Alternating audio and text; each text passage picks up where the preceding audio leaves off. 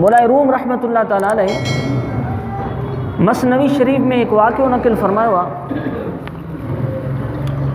आहे त हिकायत पर ईमान अफरोज़ आहे सम्झण वारे जे लाइ। मौला रूम रहमतुल्लाह ताला अलैह फरमाइनि था त हिकु शींहुं हुयो, उन शींहं सां दोस्ती रखी लोंबड़ बि ऐं गिदड़ बि रखी। हालांकि शींहं जी शान बुलंद आहे,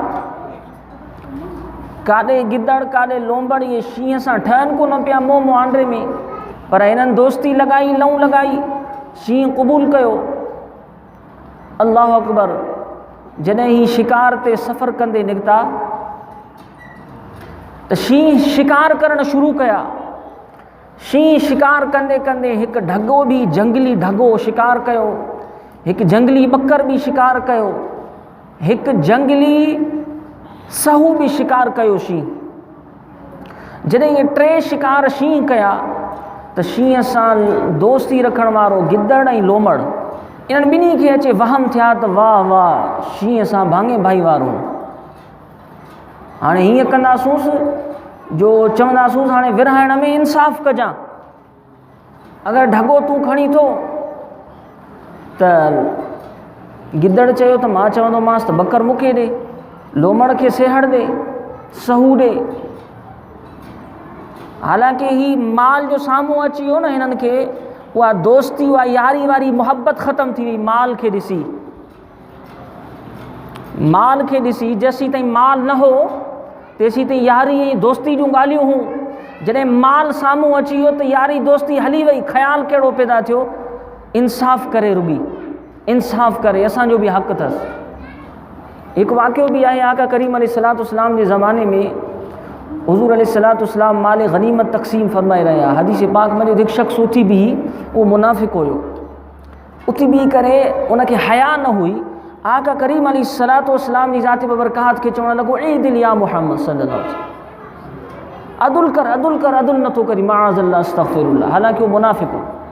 साहबा उन्हनि खे मारण जी कोशिशि कई। आका फरमायो हिनखे मारियो न, हिन जे मुहांडनि खे तकियो, ॾिसो इन जे नसुल मां आख़िरी ज़माने में हिकु क़ौम पैदा थींदी, सोमो सलात रियाज़तूं इबादात मुजाहिदात घणा कंदी, पर दीन खां ईअं ख़ारिज हूंदी जीअं तीर शिकार खां ख़ारिज थींदो आहे। कहिड़ी वजह जे करे? सामईन, उहो शख़्स, उनजी हया ख़तमु थी वई, उनजी मोहब्बत ख़तमु थी वई। उन ॿिन्ही जहाननि जे सरदार जंहिंखे अल्लाह मोकिलियो ई अदुल करण जे लाइ हो, उन में वहम माल खे ॾिसी शक करणु लॻो त शायदि हीउ अदुल नथो थिए। माअज़ल्लाह अस्तग़फिरुल्लाह। अहिड़ी तरीक़े सां रूमी रहमतुल्लाह अलैह फरमायो त उहो शींहं जॾहिं शिकार कयईं त उन लोंबड़ ऐं उन गिदड़ खे पंहिंजी औकात नज़र न पई अचे त काॾे आऊं लोंबड़, काॾे आऊं गिदड़, ऐं काॾे ही शिकार। उन्हनि शींहं जी यारी खे ख़तमु करे बसा औकात उन में विस विसा ऐं उन में वहम करणु शुरू कया त हीउ असां सां हाणे इंसाफ़ न कंदो। क़ुरान अज़ीम शान में सूरह कुल आऊज़ु बिरब्बिन नास में अल्लाह तबारक व तआला फरमाए, मिन शर्रिल वसवासिल खन्नास। ए महबूब, खन्नास जे शर खां अल्लाह तबारक व तआला खां पनाह घुरंदा कि उहो छा आहे? खन्नास जो शर विस विसा आहे, विस विसा जेके अंदरि में पैदा थींदा आहिनि, दीन जे ख़िलाफ़, अल्लाह तबारक व तआला जी ज़ात जे ख़िलाफ़, नबियनि जे ख़िलाफ़, वलियनि जे ख़िलाफ़, हत्ता के मुर्शिद जे ख़िलाफ़। खन्नास जो शर इन खे चइबो आहे, मिन शर्रिल वसवासिल खन्नास, वसवासिल खन्नास। त तव्हां इन वाक़े खे ॾिसी करे अंदाज़ो लॻाइजो त वसाविस केतिरा ख़तरनाक हूंदा आहिनि, जेके दोस्ती ऐं यारी वारी मोहब्बत खे रेज़ा रेज़ा करे छॾींदा आहिनि। उन यारी ऐं मोहब्बत वारो हया ख़तमु करे छॾींदा आहिनि।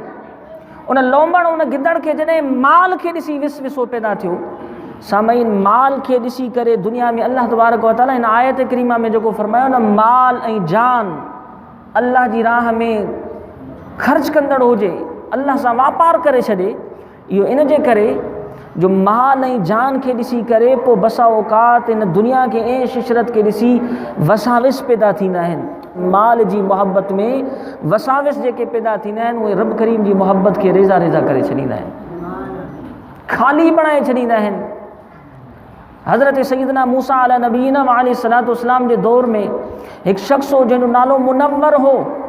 उन वक़्त जे नाज़िल कयल किताब तौरात शरीफ़ जो क़ारी हुयो। मूसा अलैहिस्सलातु वस्सलाम जो रिश्तेदार ऐं उम्मती बि हुयो। ग़रीब ऐं मिसकीन हुयो, अल्लाह जे नबी वटि ईंदो हो, चवंदो दुआ कयो मूंखे माल थिए त मां ग़रीबनि जे मथां ख़र्च कंदड़ हूंदुसि। जॾहिं माल थियो, अल्लाह जे नबी जी दुआ सां माल तमामु घणो कसरत सां थियो, हता के 40 खच्चर भी उन जे खज़ाने जूं चाबियूं मुश्किल सां खणी सघंदा हुया। त उन जो खज़ानो छा हूंदो? जॾहिं जो इहो माल आयो त जेका मुहब्बत ईमानी हुई न, अल्लाह तबारक व तआला इम्तिहान वठण जे लाइ माल ओचितो ईंदो आहे ज़िंदगी में, रब करीम जो इम्तिहान बि उन सां शामिल हाल हूंदो आहे। हिकु तरफ़ माल ओचितो 50 लख, 1 करोड़, 25-20 लख प्रॉपर्टी अची वई, पर इनखे सभु सूर सुझंदा, पुट जे मथां हेतिरो ख़र्च करिणो आहे, घर जे मथां हेतिरो ख़र्च करिणो आहे, पर अल्लाह जी राह में जेको हिसो उनजो निकिरंदो ज़कात जो, उहो कढणु इन खां विसरी वेंदो। ग़रीबनि जो जेको हिसो इन जे माल में मुक़ररु थियल आहे, उहो अल्लाह जी राह में कढणु इन खां विसरी वेंदो। कुझु साल गुज़रंदा ता ख़बर पवंदी त हमरा जी प्रॉपर्टी ज़ाया थी वई। हीअ अल्लाह जो अज़ाब आहे, मार आहे। असांजे हर माल में दीन इस्लाम जो हिसो आहे। सुलहा सालिहीन जेके बान आहिनि, ग़रीब मिसकीन जेके बान आहिनि, इन्हनि जो हिसो आहे। त सामईन, जॾहिं उनखे माल अल्लाह पहिरियों कसरत सां अता फरमायो, बाद में अल्लाह तबारक व तआला उन वक़्त जी शरीयत मुताबिक़ हज़रत मूसा अलैहिस्सलाम खे ज़कात जो हुकुम फरमायो। जॾहिं उन ताईं जो इहो पैगाम पहुतो, उन जो हिसाब कयो त मां जेको बि माल मुंहिंजे हिसे में आयो आहे, जेतिरो माल आहे, अगरि आउं ज़कात कढां थो त हीउ खरबें रुपयनि जो बहैसियत आउं कौल हिन ज़ाहिरी हिन दुनियावी मामलात मुताबिक़ खरबें रुपयनि जो नालो खणा पियो, त एतिरो मुंहिंजो माल अल्लाह जी राह में ख़र्च थी वेंदो, ग़रीबनि मिसकीननि खे मिली वेंदो। उनखे विसविसो पैदा थियो, न या नाजाइज़ या माज़अल्लाह अस्तग़फिरुल्लाह, ऐं उन माल अल्लाह जी राह में ख़ैरात करण खां इनकार कयो। हत्ता कि अल्लाह जे नबी मूसा अलैहिस्सलाम जे ख़िलाफ़ हिकु तहरीक शुरू कई, माण्हू गॾु कया, मालदार हुयो, माण्हू उन जी संगत में काफ़ी फासी विया। बहरहाल इहो वाक़ियो लंबो आहे, इन जी लंबी तवालत में वञण जे बजाए आउं जेका शइ अख़ज़ करे अव्हां खे अर्ज़ु कयां पियो त सामईन, माल अचण सां वसाविस पैदा थींदा आहिनि। अल्लाह जी राह में जेको ख़र्च करणो हिसो आहे, उहो न कढी सघंदा आहियूं। इहो निफ़ाक़ हूंदो आहे। जेसीं ताईं ग़रीब हूंदा आहियूं, तेसीं ताईं मुहबत जूं दावाऊं कंदा आहियूं, ऐं वेठा मालदारनि खे ॻाल्हाईंदा आहियूं त हीअ ग़रीबनि जो हक़ था खाइनि। जॾहिं पाण मालदार थींदा आहियूं त हक़ कढणु विसरी वेंदो आहे। हीअ असांजी जहालत ऐं निफ़ाक़ आहे। त सामईन, अल्लाह तबारक व तआला उन शख़्स खे मुनव्वर नालो त उनजो ख़तमु थी वियो, उनजो नालो पइजी वियो क़ारून। तव्हां ॿुधो हूंदो, क़ारून जो ख़ज़ानो मशहूरु आहे।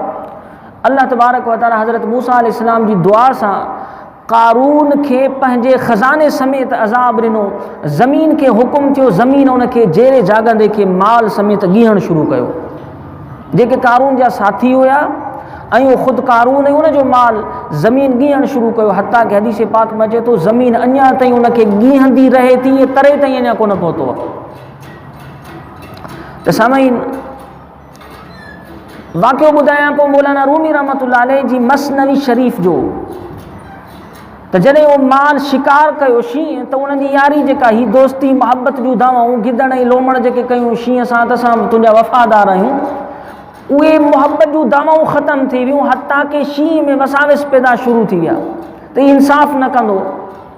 शींहं इन्हनि खे महसूसु करे वियो, शींहं इन्हनि सां खिलंदो ॻाल्हाईंदो रहियो। हत्ता कि मुहबत ऐं प्यार सां हिननि जी परख करण ख़ातिर शींहं लोमड़ खां पुछा कयो त हे लोमड़, दे हाल अहवाल, तुंहिंजो हिन में हिसो छा आहे? त लोमड़ सरासर ॿुधायो, साईं ही अधु तव्हांजो, ही अधु मुंहिंजो, ही अधु गिदड़ जो।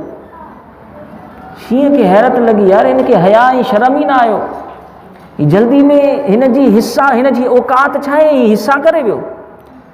शींहं जलाल में अची करे उन लोमड़ खे बसा औकात ख़तमु करे छॾियो, फाड़े विधो। लोमड़ खे गिदड़ पे ॾिठो। जॾहिं उहो लोमड़ खे शींहं फाड़ियो, लोमड़ ख़तमु थी वियो, मरी वियो, गिदड़ ॾकणु शुरू थी वियो। शींहं उन जे तरफ़ ॾिसी करे चयो, ॾे हाल अहवाल, तुंहिंजो हिसो हिन में केतिरो आहे? उन छा कयो, हाणे छा कयईं, कंध झुकायईं, आजिज़ी ऐं अदब सां हथ ॿधी करे अर्ज़ु कयईं त जीअं ता क़िबला, ही समूरो माल शिकार तव्हां कयो आहे, काॾे आऊं गिदड़, काॾे असां लोंबड़, काॾे ही हेॾो शिकार, हे त असांजे वस जी ॻाल्हि कोन्हे की। असां त ही शिकार ई कोन करे सघंदासीं। ही शिकार कयो ई तव्हां हे, माल बि तव्हांजो, सभु कुझु तव्हांजो, हे त तव्हांजे हिकिड़े टेम ॿिनि टेमनि जो खाधो मसव आहे। सो जीअंदा क़िबला हे तव्हां सभु खणी छॾियो, असांखे ज़रूरत न आहे, बसि असां तव्हांजी ग़ुलामी मुहबत में काफ़ी आहियूं।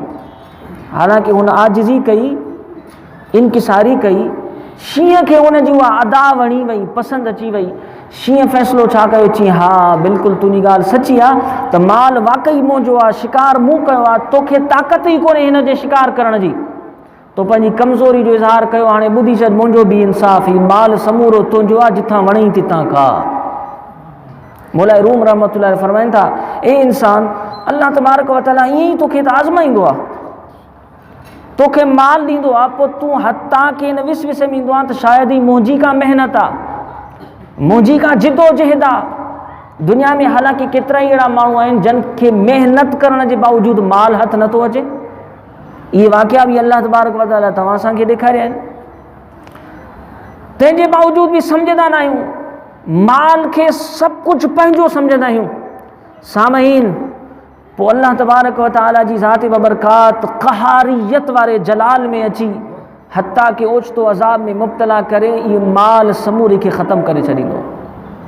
पर कुझु उहे ख़ुशि नसीब जेके अल्लाह जे हुज़ूर में गिरियो ज़ारी कंदा रहंदा आहिनि, जेको आयत करीमा जो तर्जुमो पेश कयो, अत्ताइबून अल आबिदून अल हामिदून अस्साइहून अर्राकिऊन अस्साजिदून अल आमिरून बिल मारूफ वन्नाहून अनिल मुनकर वल हाफिज़ून लिहुदूदिल्लाह।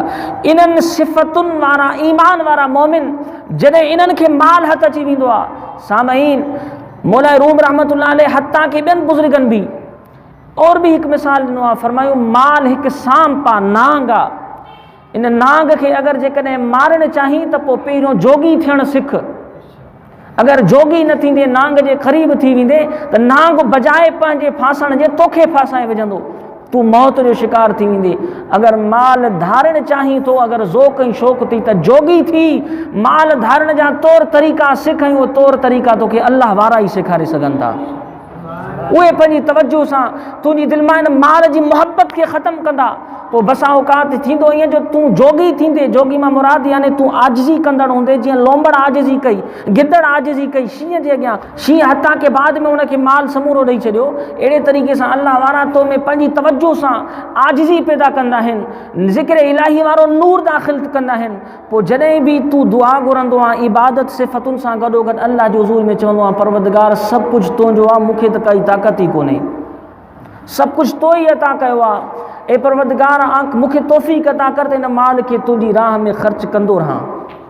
जॾहिं आजिज़ी कंदो रहंदो आहे, गिरियो ज़ारी कंदो रहंदो आहे, इन माल जी नफ़ी कंदो आहे त परवरदिगार मूंखे त ज़रूरत ई ताक़त ई न हुई, हीउ सभु कुझु तुंहिंजो फ़ज़ुल आहे। हाज़ा मिन फ़ज़ल रब्बी, हीउ सभु मुंहिंजे रब जो फ़ज़ुल आहे। जॾहिं हीउ इज़हार कंदो आहे ज़ुबान सां, यादा अल्लाह जी ज़ात खे पसंदि अची वेंदी आहे। हालांकि ख़ुदा खे माल जी ज़रूरत ई न आहे, उन जी आजिज़ी जे करे, इनकिसारी जे करे अल्लाह समूरो माल वरी बि उनखे ई अता फ़रमाईंदो आहे। ऐं इन माल मां अल्लाह वारा ई नफ़ो हासिल कंदा आहिनि, अल्लाह वारा ई इन माल मां फ़ाइदो हासिल कंदा आहिनि, हत्ता की उन्हनि जी नस्ल बि फ़ाइदो हासिल कंदी आहे। इन जे करे उहे पहिरियों जोगी थींदा आहिनि, यानी जोगी अल्लाह वारनि जी सोबत में रही उहो आजिज़ी इनकिसारी जा गुर सिखंदा आहिनि।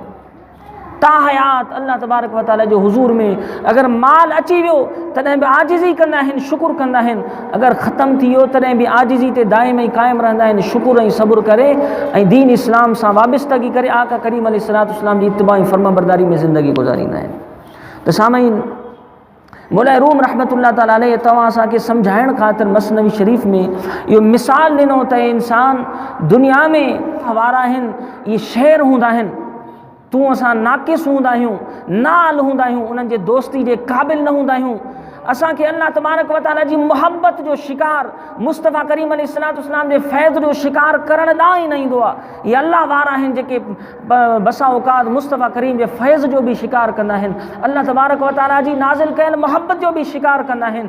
तो असांखे इन खाद खुराक जी तो असांजे रूह खे ज़रूरत हूंदी आहे। पोइ अल्लाह वारनि जे अॻियां कॾहिं बि वॾाई न कजांइ, तकबुर न कजांइ, तुंहिंजी रूह इन खुराक खां महरूम थी वेंदी। अल्लाह वारनि जे दरनि ते हमेशह आजिज़ी कंदो रहिजांइ, मुस्तफ़ा करीम जे फैज़ जा हमेशह हमेशह तोखे हिस्सा नसीब थींदा रहंदा।